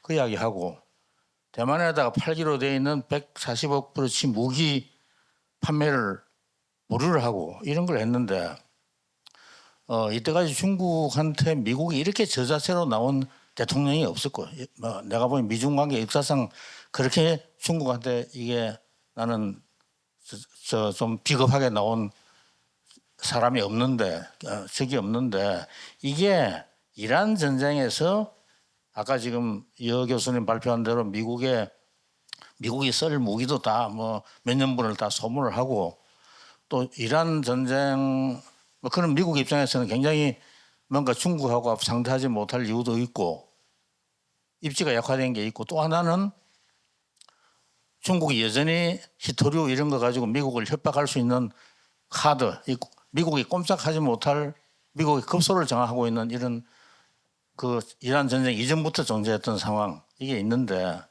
이게 이란 전쟁의 효과가 미중 간의 갑을 관계가 어떻게 보면 바뀌었다고 하시는데 그게 얼마나 어느 정도 기여를 했는지 이게 좀 궁금하거든요. 거기에 대해서 예, 감사합니다. 네. 다른 질문, 예, 주식 소장님. 예. 네. 저는 전재성 교수님께 좀 질문 드리고 싶습니다. 한국 언론이 말입니다. 이 트럼프를 굉장히 악마화 또는 또라이 비슷하게 이렇게 평가를 하는 경향이 심하거든요. 근데 저는 그 크리폴드 아메리카 How to Make America Great Again이라는 책을 보면은 트럼프는 거래 기술 외에도 굉장한 전략가라고 저는 봅니다. 이 상대방의 판을 흔들어 버리는 이 자체도 하나의 전략인데 상대방 정신 못 차리게 하는 이런 그것도 트럼프가 전략가임을 표시하는 것인데 이 상하탑이나 우리 언론계에서는 이 트럼프를 또라이 비슷하게 평가하는데 교수님은 어떻게 평가하시는지 좀 듣고 싶습니다. 예, 아주 좋은 질문 감사합니다. 다음에 김영수 교수님.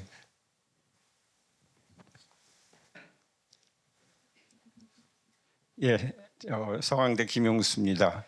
오늘 좋은 발표인데요. 우리 전재성 교수님 아까 결론에 보면 또 여의경 교수님 결론 보면 북한은 그냥 핵 강화에만 있고 오늘 북한이 뭐 한다는 얘기는 하나도 안 나와서 북한의 threat에 대해서는 생각 안 하고 있는데 오늘 이 심포지움을 평양에서 보고 있다면 한국의 약점이 어딜까? 저는 삼전 닉스를 때리겠다는 얘기만 한번 하면 우리 경제는 끝나는데 충격이 어느 정도일까? 전문가들은 왜 계산을 안 하실까? 그러니까 내 핵 공격에 뭐 재래식 그런데 때리는 표적을 스쳐 지나가듯이 북한 안의 작전도를 보여주면 지금 대한민국 경제의 취약성은 굉장히 커졌는데 왜 오늘 발제에서는 북한은 그냥 착한 북한으로 그냥 있을 것으로 보는 굉장히 안정화에 기초한 시나리오들만 나와서 한번 급작스러운 질문, 북한이 우리를 때리면 어떻게 되지? 하는 질문 드려보겠습니다. 예, 세 개 질문 받았는데 차례로 답변하겠습니다. 우리 여 교수님부터. 예. 어려운 질문인데요, 이사장님. 일단 기본적으로 저는 이번에 5월에 있었던 미중 정상회담에서 트럼프가 왜 갔는지 잘 모르겠습니다. 너무 얻은 게 없어서, 그러니까 말려들었다고 표현하셨는데 원래는 가기 전에 주고받을 거를 조금 정한 다음에 가는데 이번에 그런 준비도 되게 부족했던 것 같고, 전반적인 저의 느낌은 도대체 왜 갔을까? 너무 얻은 게 없다, 미국 입장에서는. 좀 그렇게 생각을 하고, 그러면 대만에 대해서 그렇게 시진핑이 강하게 얘기했는데 왜 미국은 별로 이렇게 맞대응을 못하고 뭐 그렇게 우리가 약간 동맹 입장에서는 조금 서늘한 느낌이 드는 그런 얘기도 트럼프가 했을까라 생각을 해보면, 저는 그건 미국의 입장이라기보다는 약간 트럼프 개인 요소라고 저는 생각을 하고 있고요. 그러면 왜 그런 발언을 했는지 생각해봤을 때 이란전이 미친 영향은 전략 그런 뭐 뮤니션이라든지 이런 전략 자산이 굉장히 많이 지금 소모됐다는 게 큰 것 같고요. 두 번째는 히토류가 굉장히 큰 압박을 받고 있고, 그 다음에 저는 기본적으로 대만 문제는 시진핑이 물론 미국한테 강경하게 말을 하긴 했지만 중국은 굉장히 대만 문제에 대해서는 일관된 굉장히 컨시스턴트한 어떤 플랜을 가지고 있다고 저는 보거든요. 그래서 그 어떤 거에도 흔들리지 않을 텐데, 그러면 지금 갖고 있는 시진핑이 생각하는 대만의 통일의 계획은 무엇일까라고 생각했을 때 미국이 개입하지 않는다면 굉장히 평화적으로 장기적으로 대만이 스스로 포기하게끔 만드는, 저는 그게 시진핑이 가장 아이디어하게 보는 그런 시나리오인데, 그러니까 뭐 전방에 압박을 하는 거죠. 그냥 대만 사람들이 스스로 포기하게끔. 근데 미국이 끼어들면 그 계획이 흐트러지기 때문에 그거에 대한 경고라고 보고 있고요, 저는. 그래서 자꾸 많은 사람들이 뭐 미국 베네수엘라 침공하고 뭐 어쩌고저쩌고 하면은 뭐 이게 또 대만을 가는 게 아닐까 하는데 저는 그렇게 안 봐요. 중국은 생각보다 굉장히 자기만의 플랜으로 가는 국가고, 그다음에 그리고 이 티토류가 생각보다 굉장한 미국의 발목을 잡고 있기 때문에 그것도 영향을 미치지 않았을까. 그래서 요약하면 정상회담은 굉장히 미국이 얻은 게 없다. 가서 그냥 설교만 듣고 왔다. 저는 그렇게 보고 있습니다. 예, 전재선 교수님.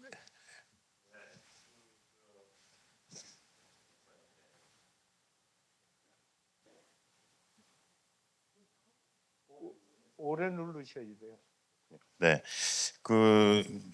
소장님 말씀해 주신 건데요. 여러 면이 있는 것 같아요. 트럼프 개인을 볼 때. 그래서 아까 말씀드렸던 이제 레짐 체인지라는 책을 이렇게 훑어봤는데, 그 개인의 퍼스널리티에 대한 평가가 있을 것 같고요. 근데 하여간 좀 뭐랄까요, 거기서 이제 주브나일이라는 표현을 많이 써요. 약간 좀 뭐랄까요,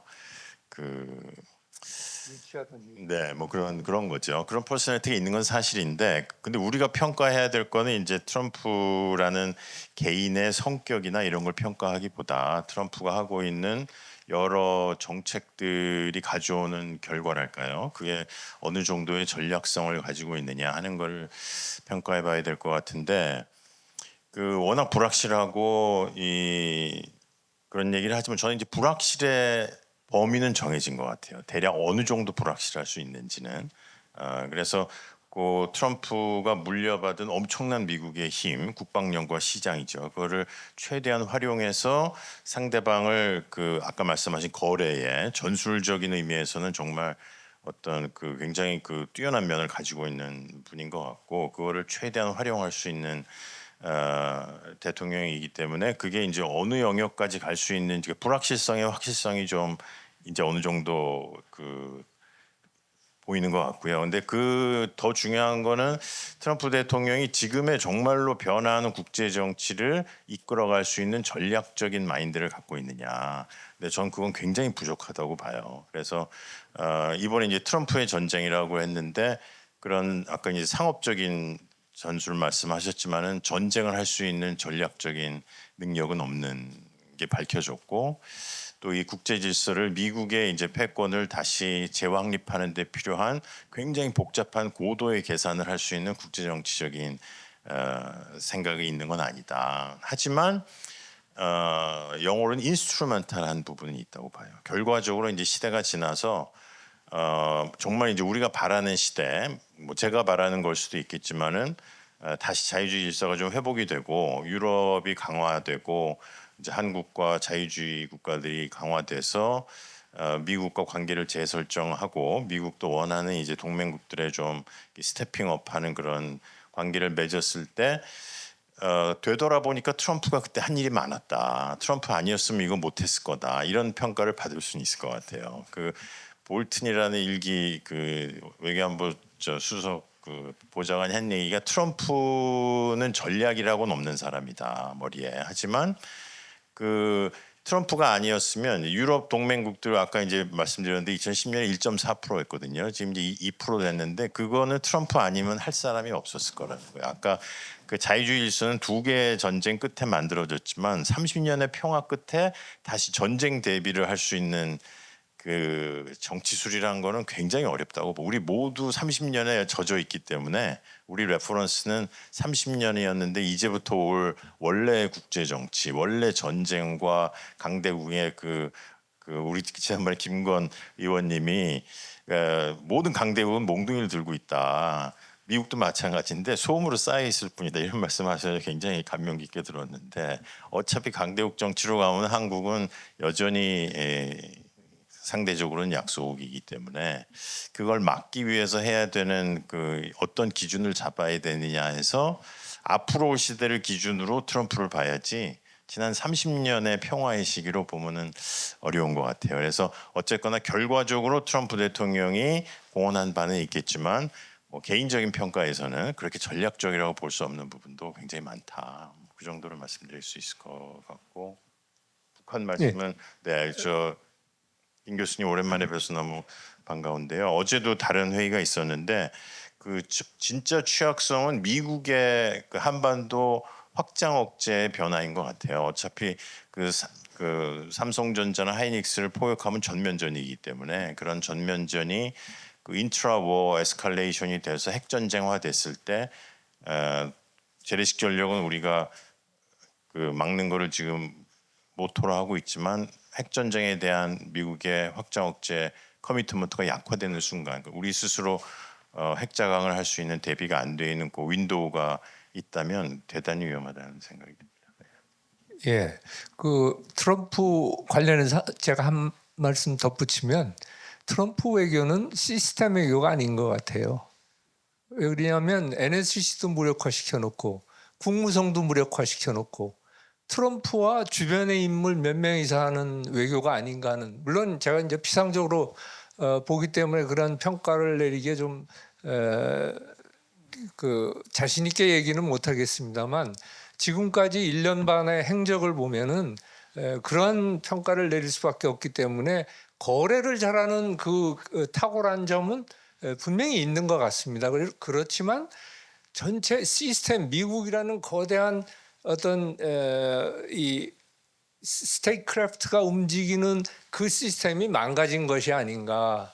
그렇기 때문에 트럼프가 아무리 뛰어나도 아까 우리 전 교수님 말씀대로 어떤 전체적으로 포스트 탈냉전 시대의 대중 전략 경쟁을 이길 큰 그림을 가지고 움직이느냐 저는 그렇게 보지 않기 때문에 그런 점이 약점이 아닌가 하는 생각이 듭니다. 질문 받겠습니다.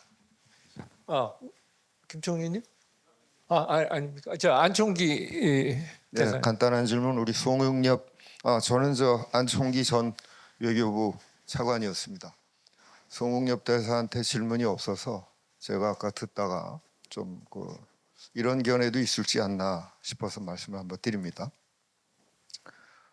이번 전쟁을 이제 이기지 못한 전쟁 또 지지 않은 전쟁인데 그 말씀은 맞는데 어떻게 보면 이게 이제 제한된 전쟁이잖아요. 이제 그라운드 포스를 이제 전개를 하지 않고 그야말로 미사일만 가지고 하는 전쟁이다 보니까 애초부터 전면전으로 이기려고 한 전쟁이 아니다. 이제 이렇게 보여지고 과거에 중동에서 전쟁했을 때는 이라크하고 전쟁할 때는 군대를 보냈지 않습니까? 근데 이번에 이제 안 보냈다 이거죠. 그래서 이번에 이제 이기지 못한 전쟁이라고 해서 미국의 힘이 너무 빠졌다. 뭐 미국을 우리 재평가해야 된다 뭐 이런 식으로 가는 거는 조금 우리가 과한 거 아닌가 이런 생각도 좀 듭니다. 그 다음에 그 이제 2018년에 이제 이 전쟁이 이제 필요 없는 전쟁인데 2018년에 결국 JCPOA에서 위드로를 하는 바람에 모든 게 이제 바뀌었다 이렇게 평가를 해주셨는데 그 당시에 이제 JCPOA는 2015년에 만들어졌지만 이스라엘은 처음부터 반대했죠. 반대했고 그 반대한 이유는 이란이라는 나라가 그 JCPOA 체제로 가면 결국 거기 농축도 인정을 해놨고 선셋 조항도 있고 해서 결국은 이렇게 되면 핵 보유국으로 간다. 핵무기 보유국으로 간다. 여기에 대한 우려가 굉장히 컸던 거란 말이에요. 그 다음에 이제 작년에 6월 달인가요? 그 B2 밤을 가지고 폭격을 했는데 몇 군데 폭격을 했죠. 그때도 결국 이제 브레이크아웃 타임, 첫 번째 핵무기를 생산할 수 있는 브레이크아웃 타임이 얼마 안 남았다. 이래서 이제 했던 거고, 이번에는 이제 판단을 분명히 미스한 건 사실인 것 같아요. 트럼프가 저렇게 장기간 그 헤매고 있는 거 보면. 근데 이번에도 이스라엘의 입장에서 보면 결국은 그냥 놔두면 이란이 이제 핵무기를 갖게 된다. 이런 그 위기감에서 시작이 된 거 아닌가 이런 생각이 들고 만일 그 여기까지는 코멘트고요. 이제 질문은 그 만일 이란은 분명히 그 지역에서 자기가 패권 국가가 되기를 추구한 건 사실인 것 같아요. 그죠?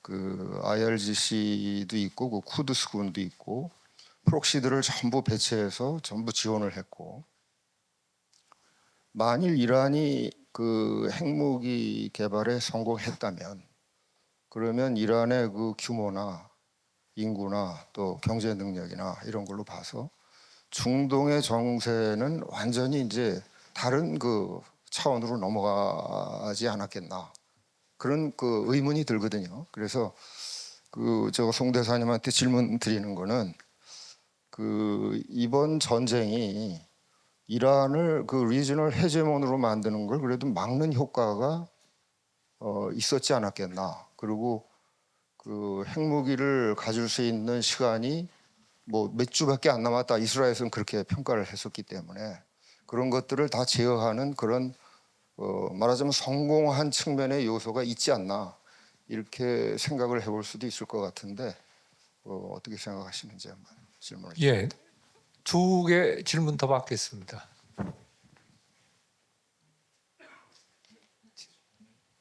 우리 이백순 대사님. 예. 외교부 출신이고 지금은 이제 딴 법무부원의 고문을 있습니다만 제가 질문을 좀 드리겠습니다. 그 이란 전쟁이 지금 굉장히 장마처럼 지루하게 굉장히 끌 것 같은데 지금 이란 전쟁에서 지금 이게 두 가지가 국제법적으로 굉장히 이제 전례가 없는 일이 벌어지고 있잖아요. 국제 수역이 이제 무기화되는 거 그 문제하고 또 그건 우리가 다 알고 있지만 다음 하나는 미국의 동맹국들이 미국이 동맹국이란 이유로 그렇게 폭격을 받고 그러니까 교전 당사국도 아니고 전쟁 선언도 하는데 전쟁에 하여튼 이게 피해국이 되면서 그럼에도 불구하고 연료가 되지 않기 위해서 안간힘을 쓰는 그런 모습을 우리가 볼 수 있습니다. 그러면 지금 아까 우리 여경 교수도 말씀하셨지만 당연히 이게 중국은 지금 이 상태를 굉장히 면밀하게 관찰할 거예요. 다음에 남중국이나 대만 사태를 위해서 아주 재밌는 두 가지가 있잖아요, 그죠? 이란의 저 허접함. 그리고 모기대 함대도 미국이 감당이 안 된다. 그 허접한 미사일도 감당이 안 된다. 그걸 제압을 못 한다. 그리고 미국 동맹국들을 때려도 미국은 거기에 대해서 별 반응을 안 한다. 이제 그게 두 가지가 기정사실 중국 애들이 그렇게 보면 다음에 남중국 해나 대만 해협에서 중국이 똑같은 방법을 취할 가능성이 굉장히 많이 있다고 생각합니다. 그러면 한반도에는 미군 기지가 있습니다. 그죠? 미군 기지가 중국 애들이 하는 이야기가 그래요. 중립 선언을 한다고 해서 중립되는 게 아니고 미군 기지가 있으면 중립 그 자체가 보호받지 못할 가능성이 있다고 이야기를 합니다. 그러면 우리는 지금 모든 문제를 지금 북한만 관심을 두고 다 있는데 우리가 그런 남중국해나 그 대만 사태를 위해서 우리가 이렇게 우리는 연료가 되지 않을 건지 하나도 중국이 우리 문제가 생기면 우리는 놔두고 그렇게 갈 거라고 생각하는지, 아니면 우리도 연루될 가능성이 있으니까 우리가 그 준비를 해야 되는지. 여기 방청석에 계신 우리 군 출신들도 대답해 주셔도. 한국은 지금 보니까 전혀 우리 남반부 유사 사태에 대해서 개념 계획도 없습니다. 아무 생각도 안 하고 있는 것 같아요. 근데 우리가 과연 그렇게 하는 게 옳은 건지. 예. 근데 제가 원래 질문 3개 받으려고 했는데 5시 50분에 끝나라는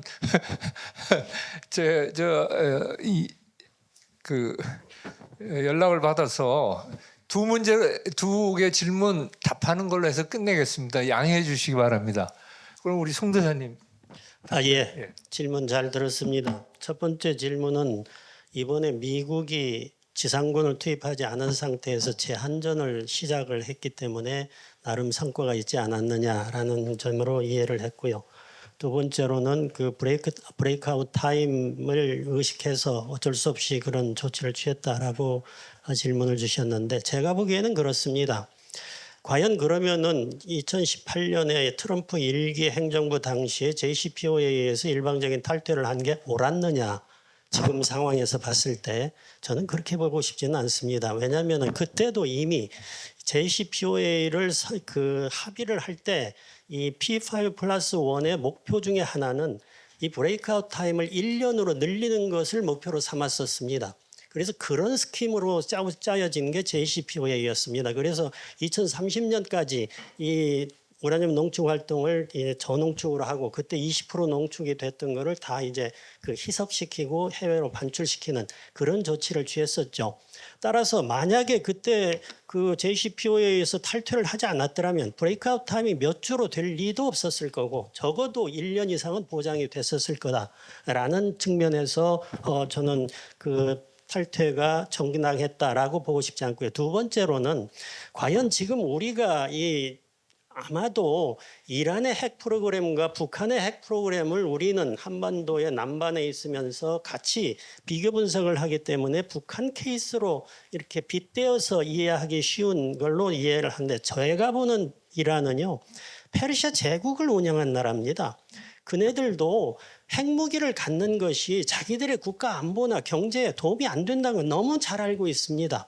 다만 이스라엘 입장에서는 현재 이스라엘의 생존을 위해서 가장 큰 위협이 이란이기 때문에 이란을 배싱을 하고 이란이 핵무기를 만들려고 그런다라고 그렇게 주장을 할 수밖에 없다는 거 충분히 이해합니다. 근데 제가 보는 이란은요, 물론 이란이 추구하는 목표는 저는 그렇게 봅니다. 핵 프로그램을 통해서 30년까지 지체된 다음에도 만약에 이게 우라늄 농축 활동이 이제 조금, 그것도 그 IAEA의 그 어드밴스드 스킴에 의해서 핵사찰을 엄격하게 받는 조건 하에서 이제 허용을 했었던 거기 때문에 그네들이 우라늄 농축 활동을 기술을 가져가지고 어쩌면은 필요할 때 가능한 빠른 시간 내에 핵무기를 만들 수 있는 역량까지는 갖추고 싶어 했겠지만은 핵무기를 가지려고 하지는 않았다고 저는 그렇게 보고 있기 때문에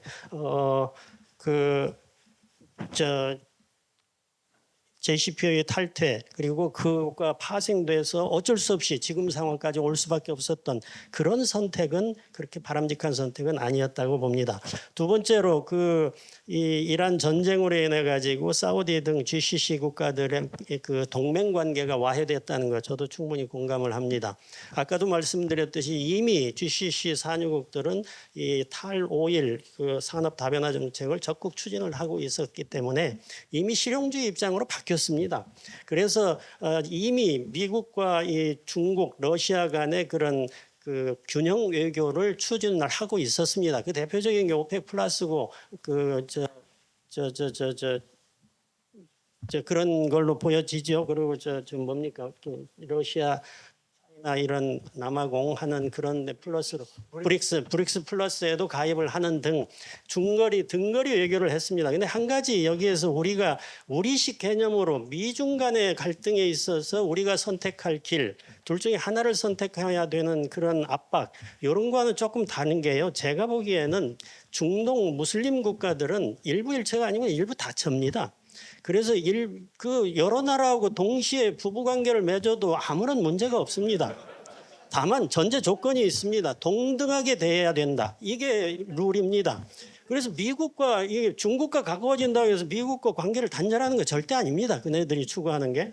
미국이라는 첫 번째 부인과 중국이라는 두 번째 부인과 러시아라는 세 번째 부인 동등하게 대하겠다라는 겁니다. 그래서 그들의 실용주의가 지금 이런 등거리 외교로 발현이 되지 않았나라는 생각을 갖고 있습니다. 이상입니다. 예, 감사합니다. 뭐 시간이 있으면 더 충분히 워낙 이 복잡한 세계에 우리가 살고 있기 때문에 그리고 이란 전쟁 자체가 아직 끝나지 않은 전쟁, 계속되는 전쟁이고 하다 보니까 많은 이 생각해야 할 문제가 있는 것 같습니다. 다만 트럼프 대통령도 이제 11월 중간 선거를 앞두고 있고 자신의 이 탄핵 문제하고도 후반기 탄핵 문제하고도 연결이 되기 때문에 굉장히 좀 뭐라 그럴까요? 임펄시브하게 전쟁을 시작했는데 그것을 끝맺지 못하는 것에 따른 좀 조급함도 보이는 것 같고 하여튼 우리 입장에서는 한미 동맹의 재조정 과정에서 이란 전쟁이 미치는 영향을 얼마만큼 최소화하면서 우리에게 맞는 재조정을 할 것인가에 대해서 좀 더 고민을 해야 한다는 그런 과제를 던진 이 세션이었던 것 같습니다. 네 분 발표자 수고하셨고 또 오랜 시간 경청해 주신 참석자 여러분께 감사드립니다. 이것으로 이 세션 토론 마치겠습니다. 감사합니다. 네, 이것으로 오늘 모든 이제 심포지엄의 순서를 다 마쳤습니다. 오늘 저희 한반도 미래 포럼이 마련한 심포지엄이 이란 전쟁 이후의 국제 질서의 향방 그리고 대한민국의 외교 안보의 미래를 가늠해 볼 수 있는 그런 계기가 되었기를 바라며 긴 시간 끝까지 함께해 주신 내빈 여러분께 다시 한번 감사 말씀 드리겠습니다. 이것으로 제8회 한반도 미래 포럼 심포지엄을 마치겠습니다. 감사합니다.